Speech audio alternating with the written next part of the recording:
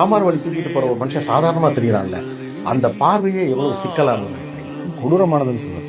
ஒரு தப்பே செய்யறவன் அப்படி நினைச்சாலே சரி அப்படி விடு, அவனுக்கு இன்னொரு சான்ஸ் கொடுன்னு நம்ம சொல்லுவோம். அவ்வளோ ஒரு மேன்மையான ஒரு மனுஷனை, அவ்வளோ பரிசுத்தமா இருக்கிற ஒருத்தனை அவன் எல்லா வேலையும் எடுத்து செய்யறாங்கிறதுக்காக நம்ம அவனை அலட்சியப்படுத்துறது இல்லை. நம்ம எதை வச்சு நம்ம அந்த சீர்தூக்கி பாக்குறோம்னு ஒண்ணு இல்லை. கொண்டாடப்பட வேண்டியவனே அவன் தான். அவனை கூப்பிட்டு உட்கார வச்சு, நீ உட்காரு, முதல்ல நாங்க சாப்பாட போடுறோம், நீ சாப்பிடு அப்படின்னு சொல்லணும். அவங்களுக்கு அது நடக்காது.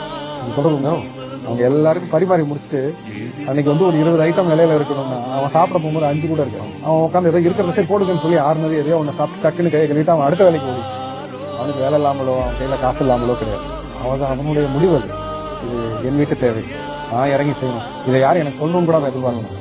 திடீர்னு அந்த கல்யாணத்துல இலை இருக்காது, டக்குன்னு அவனே விசேஷல் எடுத்துட்டு ஓடி போய் அவனே இலைய வாங்கி ரொம்ப நேரம் எல்லாரும் என்ன நினைச்சிட்டு இருப்பாங்கன்னா அவன் சமைக்க வந்திருக்கிறாங்கல்ல அந்த டீம்ல ஒருத்தர் போல பார்த்தா கொஞ்ச நேரம் கழிச்சு போய் சட்டையெல்லாம் மாத்திட்டு வந்து நிப்பான் முன்னாடி.